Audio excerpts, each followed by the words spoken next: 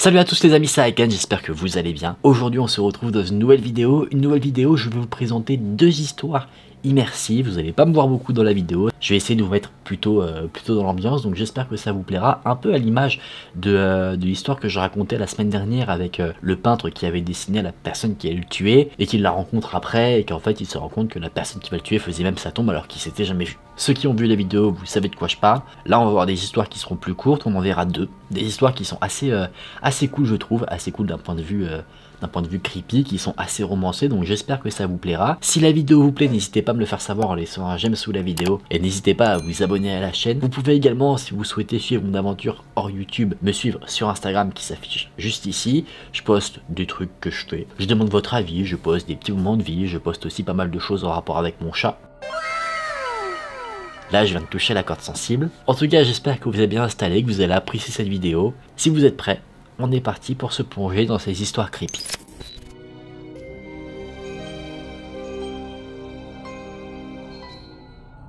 Une nuit, dans une petite ville américaine, une jeune fille organisa une soirée et invita tous ses amis de l'école.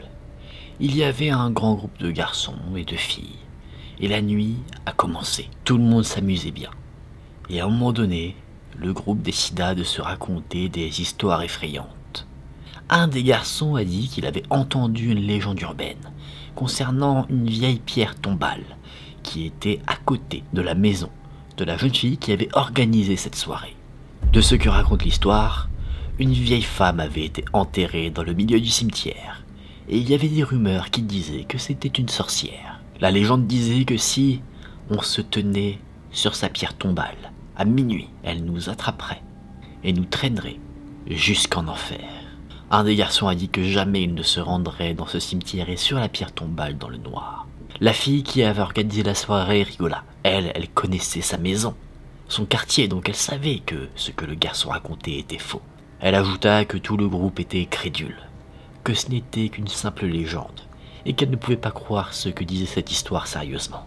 Le garçon qui raconta cette histoire se tourna vers elle et lui dit « C'est bien d'être brave quand tu es en sécurité et dans la chaleur de ta maison. Je pense que tu aurais une attitude différente si jamais tu étais devant cette pierre tombale. » En rigolant, la jeune fille répondit que ça ne ferait aucune différence. Et c'est là que le jeune garçon lui donna un défi. Il lui demanda de prouver ce qu'elle avançait. Ensemble, ils allaient aller au cimetière et attendre à l'extérieur pendant que la jeune fille, elle, irait sur la pierre tombale de cette fameuse sorcière. La jeune fille, confiante, accepta le défi. Le garçon dit à la jeune fille qu'il devrait également prouver qu'elle est allée devant la pierre tombale. Il saisissa donc un couteau de la cuisine et lui demanda de planter le couteau dans la pierre. Comme ça, quand le jour sera levé, ils pourront s'assurer qu'effectivement la jeune fille était là, devant la pierre tombale de la légende. Tout le groupe s'aventura donc vers le cimetière. Devant les portes de métal, ils ont formé un cercle. Tous regardaient la jeune fille, celle qui prétendait qu'elle n'avait pas peur. Néanmoins, ce qu'elle masquait, maintenant, c'était sa terreur. Avec le couteau dans ses mains tremblantes, elle a poussé les portes de métal et elle s'est aventurée dans les allées sombres du cimetière. Il n'y avait que la lune qui l'éclairait. Les pierres tombales et les arbres formaient des ombres bien étranges. Et c'est là qu'elle est arrivée près de la pierre tombale de la légende. Elle se dit à elle-même qu'il n'y avait rien qui devrait lui faire peur, que l'histoire n'est simplement qu'une légende stupide. Une fois arrivée devant la pierre tombale de la vieille femme, elle murmura « Je n'ai pas peur de toi ». C'est là qu'elle leva le couteau au-dessus de sa tête. Et juste avant d'abaisser son bras, elle cria « Prends ça, vieille sorcière !» Elle planta le couteau sur la pierre tombale et rien ne se passa. Rassurée, la jeune fille était prête à se retourner et à partir. Mais alors qu'elle voulait avancer et prendre le chemin du retour, elle sentit quelque chose qui la retenait. Elle n'arrivait plus à bouger. Quelque chose l'avait attrapée par ses vêtements et était en train de l'attirer vers le sol. C'est là que la terreur qui avait disparu après avoir planté le couteau refit surface. Dans la panique, elle demanda de l'aide. Elle cria qu'elle avait été attrapée.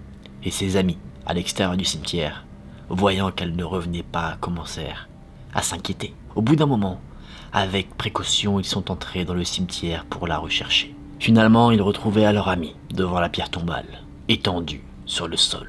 Son visage avait une expression de terreur. Il n'y avait aucun doute, elle était morte.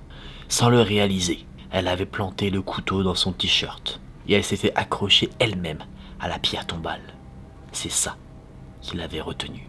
La jeune fille était si terrorisée qu'elle a fait un malaise et en tombant en arrière, elle a frappé sa nuque contre la pierre, ce qui la tua sur le coup.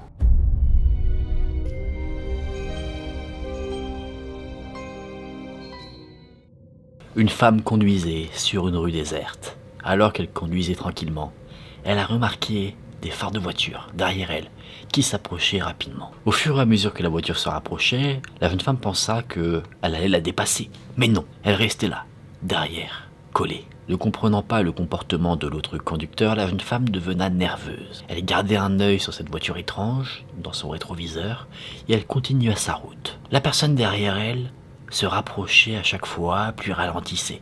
Et à chaque fois qu'il était aussi proche qu'il le pouvait, sans créer un accident, il faisait des appels de phare. À chaque fois. Ça a duré un moment, et la jeune femme devenait de plus en plus nerveuse, parce que la voiture n'arrêtait pas de la suivre. Et à chaque fois, le comportement était également le même. L'homme se rapprochait, et faisait des appels de phare. La jeune femme continua de garder un œil sur ce véhicule, mais continua sa route. À un moment donné, elle s'approchait de la sortie qu'elle devait prendre.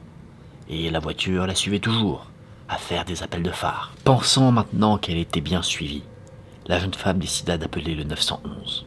Elle eut un opérateur en ligne, et la jeune femme cria en panique au téléphone qu'une voiture la suivait. Elle donna son adresse, et plus tard, quand elle est arrivée chez elle, elle a vu des lumières bleues et rouges, une voiture de police. Et se sentant rassurée, elle a expiré de soulagement.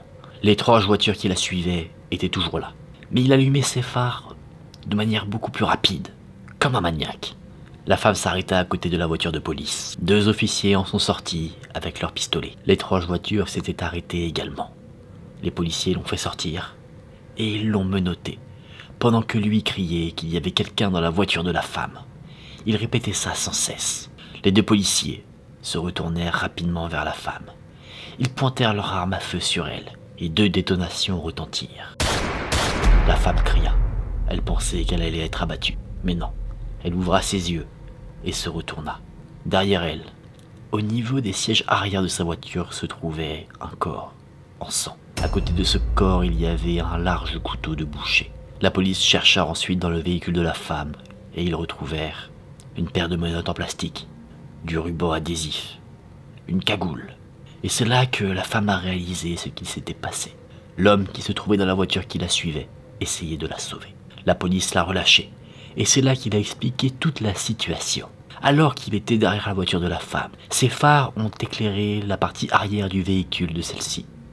Et c'est là qu'il a vu un homme qui levait un couteau de boucher derrière elle. Juste avant que l'homme ne la poignarde, l'homme l'éclairait avec ses pleins phares. Et à chaque fois qu'il faisait ça, l'homme qui voulait assassiner la femme se recouchait derrière pour ne pas être vu.